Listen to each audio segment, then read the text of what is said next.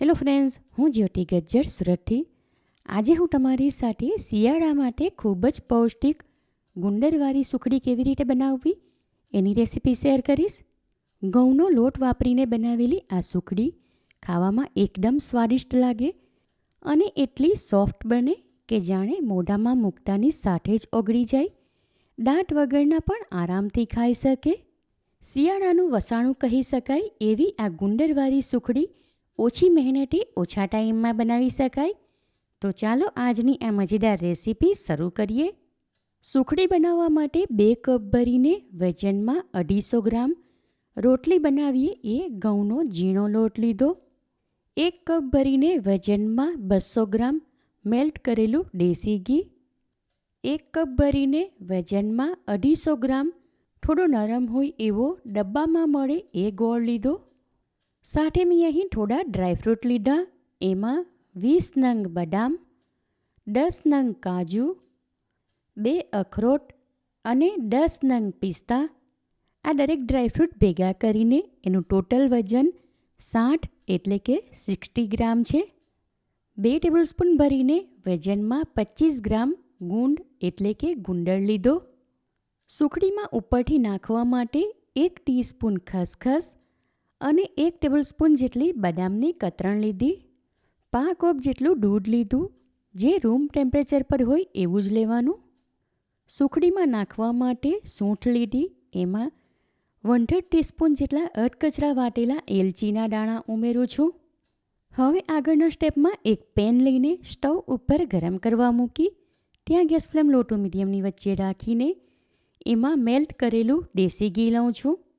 આશરે 2 ટેબલસ્પૂન જેટલું ઘી આ વાડકીમાં રાખીને બાકીનું બધું જ પેનમાં લઈ લીધું.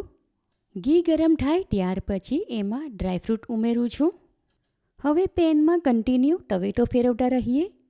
આશરે 2 થી 3 મિનિટ પછી ડ્રાયફ્રૂટની ઉપર હલકો ગોલ્ડન કલર આવી ગયો અને એ થોડા ક્રન્ચી થઈ ગયા. માટે એને જારી વડે પેનમાંથી લઈને હમણાં એક થાળીમાં રાખું છું. ડ્રાયફ્રૂટને આખા જ આ રીતે ઘીમાં શેકી લેવાથી એમાં ભેજ હોય એ નીકળી જાય અને એનો ટેસ્ટ પણ સારો લાગે. હવે કઢાઈમાં ઘી છે એમાં જ ગુંદર ઉમેરી દઉં છું. ઘી ગરમ છે માટે એમાં ગુંદર ઉમેરતાની સાથે તરત જ એ ફૂલવા લાગશે. ઘીમાં બધો જ ગુંદર એકસાથે ઉમેરીને ફ્રાય કરી લીધો. થોડીવારમાં જ ગુંદર સારી રીતે ફૂલી ગયો અને એની ઉપર હલકો ગોલ્ડન કલર આવી ગયો. માટે એને જારી વડે પેનમાંથી લઈને હમણાં ડ્રાયફ્રૂટની સાથે થાળીમાં રાખું છું. ગુંદર આ પ્રમાણે ફ્રાય કરી લેવામાં આવે તો એ ખાતી વખતે કાચો ન લાગે અને દાંતમાં ચોંટે નહીં. હવે કઢાઈમાં જે ઘી બચી ગયું એમાં જ લોટ ઉમેરી દઉં છું. ઘી સાથે લોટ મિક્સ કરી લઈએ. જરૂર પ્રમાણે આમાં 1 ટેબલસ્પૂન જેટલું ઘી ઉમેરું છું.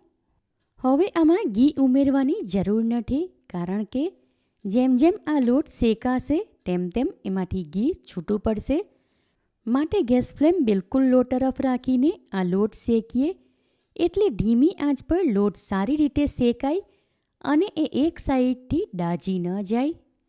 લોટ શેકાય છે ત્યાં સુધીમાં ડ્રાયફ્રૂટ અને ગુંદર ફ્રાય કરીને રાખ્યા હતા એને વાટી લઈએ. એના માટે એક નાની સાઈઝનું મિક્સર જાર લીધું. એમાં સૌથી પહેલાં ફ્રાય કરેલા ડ્રાયફ્રૂટ લઉં છું. હવે જારનું ઢાંકણ બંધ કરી મિક્સર ચાલુ બંધ કરીને ડ્રાયફ્રૂટને અધકચરા વાટી લઈએ. હવે આ જ મિક્સર જારમાં ફ્રાય કરેલો ગુંદર લઈને એને પણ સાથે વાટી લઉં છું. આશરે 2 ટેબલસ્પૂન જેટલી ફ્રાય કરેલા ગુંદરની નાની નાની કણી સુખડીમાં ઉપરથી નાખવા માટે રાખું છું.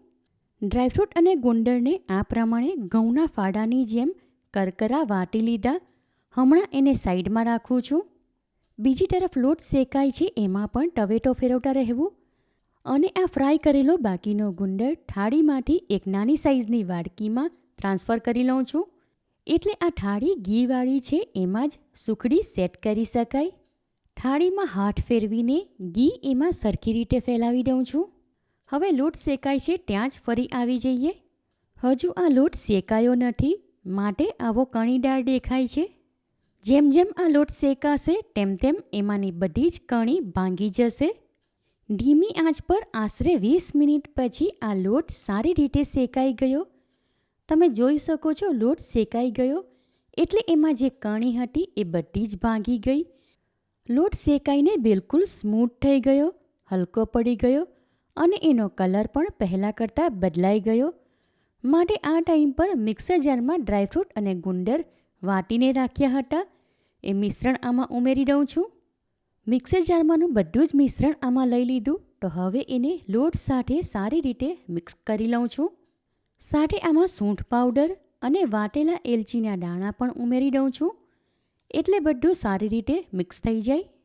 બધું મિક્સ કરી લીધું એટલે આ મિશ્રણ પહેલાં કોરું દેખાતું હતું એ હવે ઘીવાળું દેખાય છે. ગેસ ફ્લેમ લો તરફ રાખીને આ પેન સાઈડમાં ઉતારી લઉં છું અને અહીં એક ફ્રાય પેન ચડાવું છું. હવે બાકી બચેલું ઘી આ ફ્રાય પેનમાં લઉં છું અને ઘી પીગળે ત્યાર પછી એમાં ગોળ ઉમેરી દઉં છું. હવે ગેસ ફ્લેમ લોથી મીડિયમ તરફ કરી દઉં છું એટલે ગોળ જલ્દીથી મેલ્ટ થઈ જાય. આશરે 2 થી 3 મિનિટ પછી ગોળ ઓગળી ગયો અને એ ગરમ પણ થઈ ગયો એટલે એમાંની કચાશ દૂર થઈ ગઈ. હવે ગેસ ફ્લેમ ઓફ કરી દઉં છું અને આ મિશ્રણ હવે તરત જ કઢાઈમાં લોટ શેકીને રાખ્યો હતો એમાં ઉમેરી દઉં છું. લોટ સાથે ગોળ સારી રીતે મિક્સ કરી લઈએ. હમણાં આ મિશ્રણ તમને ઢીલું દેખાય છે પણ થોડી જ વારમાં ઘટ્ટ થવા લાગશે. ગેસ ફ્લેમ બંધ રાખીને જ આ બધી પ્રોસેસ કરવી. હવે આ મિશ્રણ ગરમ છે ત્યારે જ આમાં દૂધ ઉમેરીને મિક્સ કરી લઉં છું. દૂધ ઉમેરવાથી સુખડી એકદમ પોચી બનશે. એને લાંબો ટાઈમ સુધી સ્ટોર કરીને રાખો તો એ કડક ન થઈ જાય. હવે આ બધું સારી રીતે મિક્સ કરી લીધું તો એને ઘી લગાવીને થાળી ગ્રીસ કરીને રાખી હતી એમાં કાઢી લઉં છું. હવે આ સુખડીનું મિશ્રણ થાળીમાં સરખી રીતે ફેલાવીને ઉપરથી ફ્લેટ કરી લઈએ. મિશ્રણને થાળીમાં ફેલાવીને ઉપરથી સરખું લેવલ કરી લીધું. તો હવે એને સજાવવા માટે ઉપરથી ફ્રાય કરેલો ગુંદર, ખસખસ અને બદામની કતરણ નાખું છું. હવે આ બધું સુખડીમાં સારી રીતે ચીપકી જાય એ માટે એની ઉપર એક ફ્લેટ તરિયાવાળી વાડકી ફેરવી દઉં છું. એટલે જ્યારે આ સુખડી કાપીને એના પીસ અલગ કરીએ ત્યારે એની ઉપરથી બદામની કતરણ અને ગુંદરની કણી અલગ ન થઈ જાય. હવે થાળીની કિનારી સાથે પણ ટવેટો ફેરવી દઉં છું એટલે કિનારી ફાટેલી હોય તો એ પણ સરખી થઈ જાય. હવે થોડીવાર માટે સુખડી આમને આમ સાઈડમાં રાખું છું કારણ કે હમણાં ખૂબ જ ગરમ છે. 5 થી 6 મિનિટ પછી એની ઉપર ચપ્પુ વડે કટ લગાવી દઈએ. ચોરસ પીસ કરી શકાય એ પ્રમાણે સુખડી કાપી લીધી. હમણાં એને આમને આમ સાઈડમાં રાખું છું. હવે આશરે અડધો કલાક પછી સુખડી બિલકુલ ઠંડી થઈ ગઈ માટે એના દરેક પીસ અલગ કરી લઉં છું. તમે જોઈ શકો છો સુખડી બિલકુલ ઠંડી થઈ ગઈ તો પણ એકદમ સોફ્ટ છે. મોઢામાં મૂકતાની સાથે જ ઓગળી જાય એવી સુપર ડિલિશિયસ ઠંડીમાં ખાવા માટે એકદમ પૌષ્ટિક ગુંદરવાળી સુખડી તૈયાર છે. જોટાની સાથે તરત જ ખાવાનું મન થઈ જાય એવી આ સુખડી સ્વાદમાં એકદમ જબરજસ્ત બની. હમણાં શિયાળાની મોસમમાં સ્વાસ્થ્યને ફાયદાકારક એવા ગુંદરવાળી સુખડી તમે આ રીતે બનાવશો તો ગેરંટી સાથે કહું ઘરમાં નાના મોટા બધા જ વખાણ કરીને ખાશે અને એટલી સ્વાદિષ્ટ લાગે કે ખાટા ઓછી જ પડશે. માટે આ રેસીપી તમે જરૂરથી ટ્રાય કરો. તમે મારી રેસીપી ક્યાંથી જુઓ છો અને કેવી લાગી એ કમેન્ટ કરીને જણાવો. પસંદ આવી હોય તો વિડીયોને લાઇક અને શેર કરો.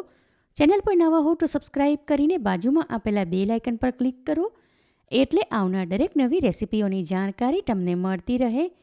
ફરી મળીશું એક નવી રેસીપી સાથે. Eat healthy and stay healthy.